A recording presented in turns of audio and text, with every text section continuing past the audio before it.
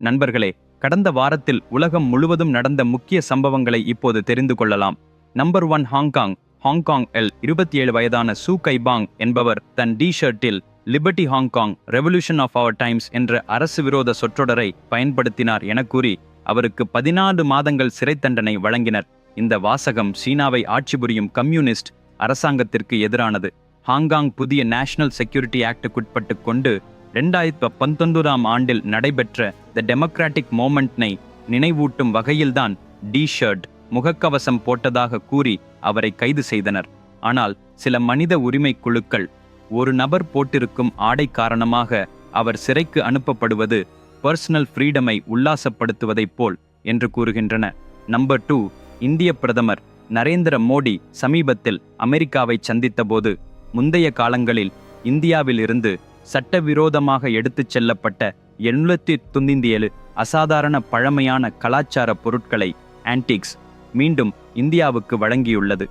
2014 முதல் இதுவரை இந்தியாவிலிருந்து கொள்ளையடிக்கப்பட்ட 640க்கும் மேற்பட்ட பழமையான பொருட்கள் திரும்பப் பெற்றுள்ளதாக அரசு தெரிவிக்கிறது.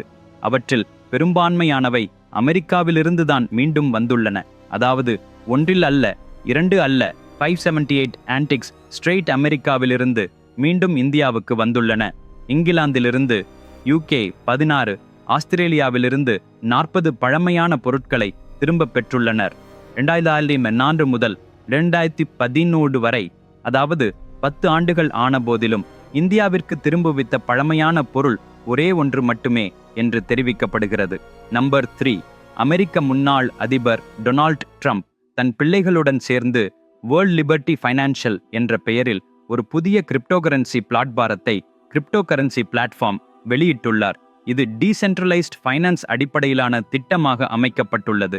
இதன் பொருள் மூன்றாம் தரப்பின் பங்கு பெறுதல் இல்லாமல் நோ தேர்ட் பார்ட்டி இன்வால்வ்மெண்ட். பயனர்கள் தாராளமாக கிரிப்டோகரன்சிகளை கடன் அளிக்கவோ கடன் எடுக்கவோ முடியும். ட்ரம்பின் மகன் டொனால்ட் ட்ரம்ப் ஜூனியர் இது ஒரு நிதி புரட்சி தொடக்கமே என்று இந்த கிரிப்டோ லான்ச் செய்யப்படும் தருணத்தில் அறிக்கை வெளியிட்டுள்ளார்.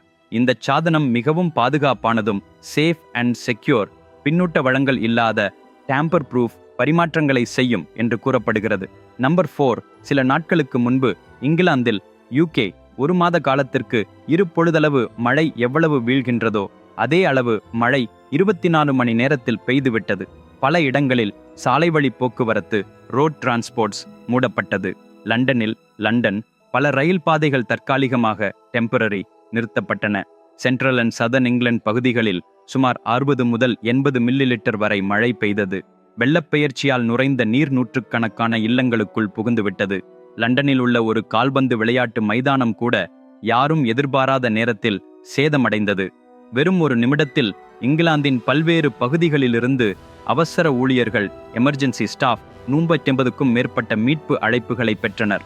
Number 5 Thailand same sex marriage சிறப்பாக செய்து கொள்ளலாம் என்று சொல்லக்கூடிய சட்டம் அதிகாரப்பூர்வமாக அமலுக்கு வந்துவிட்டது. இந்த சட்டம் நடைமுறைக்கு வந்தபின் தாய்லாந்து, தைவான், நேபாள் ஆகியவற்றை தொடர்ந்து ஆசியாவில் சேம் செக்ஸ் மேரேஜ்க்கு அனுமதி அளித்த 3வது நாட்டாக தனிப்பட்டவை.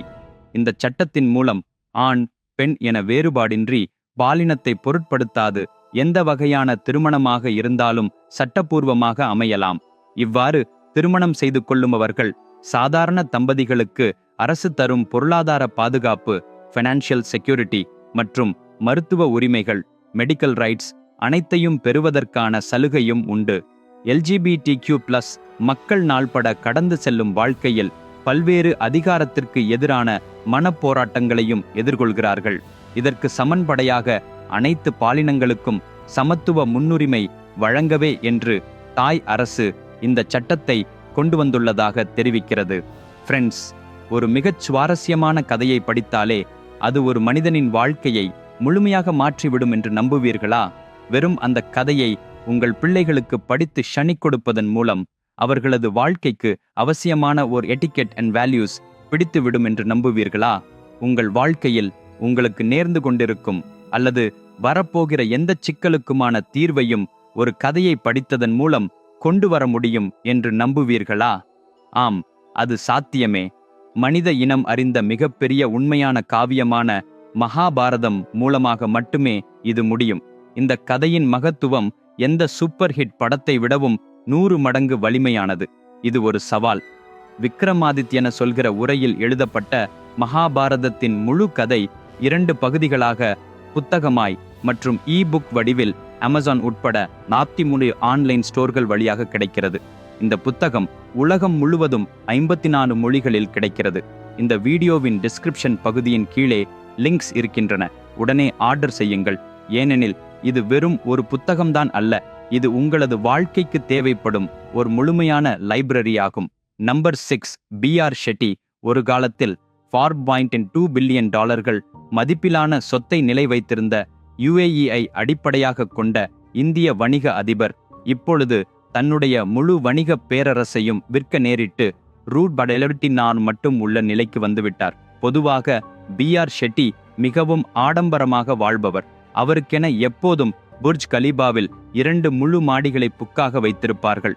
சுமார் 150 கோடி மதிப்பிலான தனிப்பட்ட பறக்கும் நடை பிரைவேட் ஜெட் கூட அவரிடம் இருந்தது. மிக சாதாரண நடுத்தர குடும்பத்தில் பிறந்து அந்த உயரத்துக்கு சென்றவர்.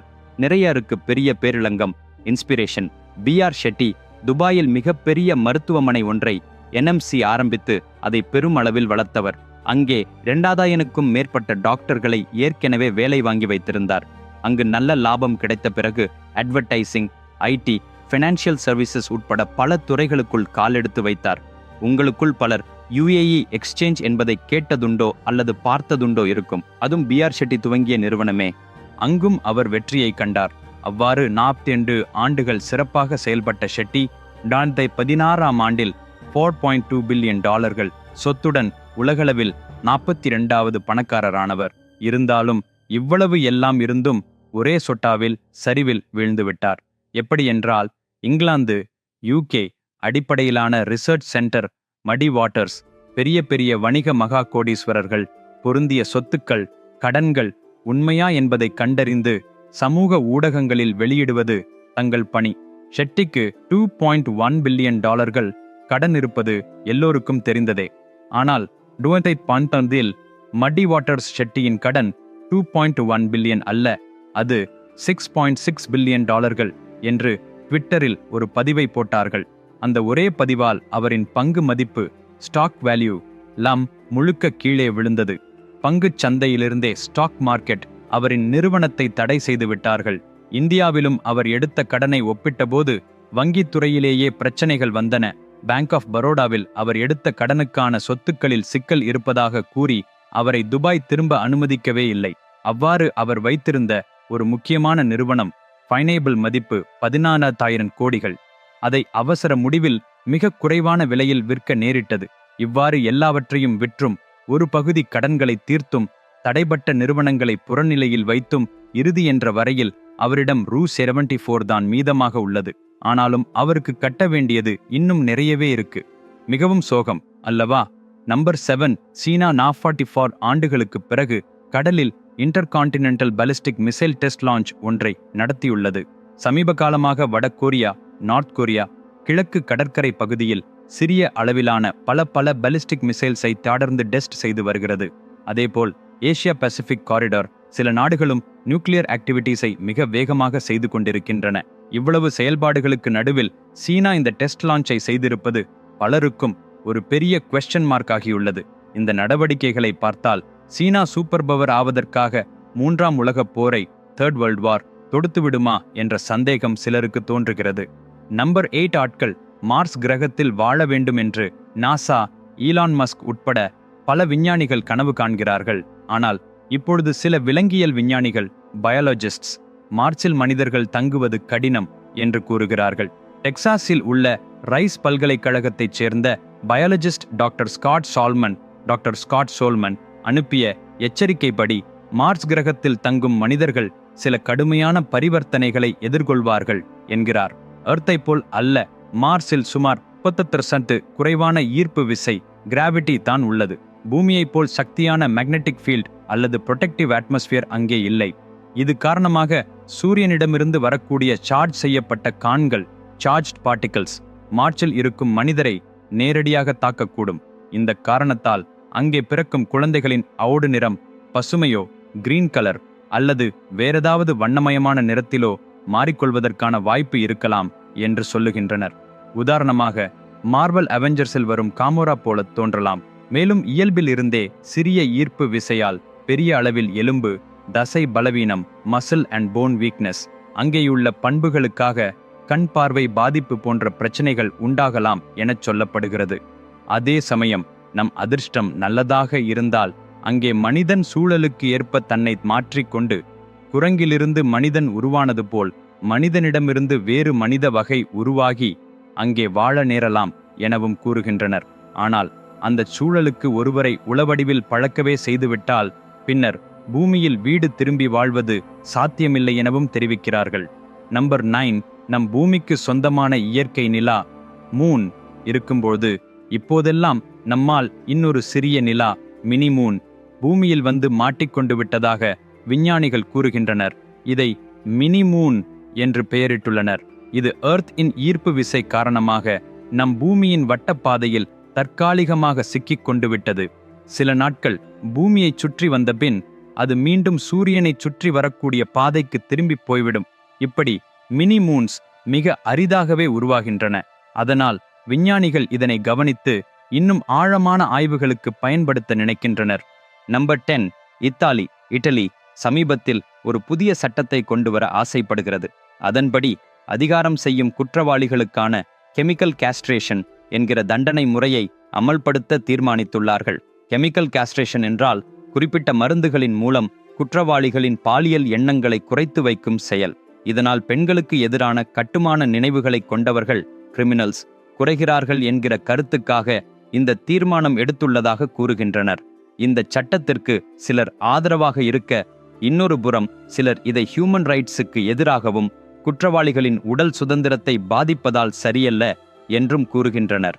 ஏன் இத்தாலி இப்படி கடுமையான முடிவை எடுத்திருக்க விரும்புகிறது என்றால், இங்கு சமீபத்தில் கற்பழிப்பு வழக்குகள் ரேப் கேசஸ் அதிகமாக இருக்கிறது.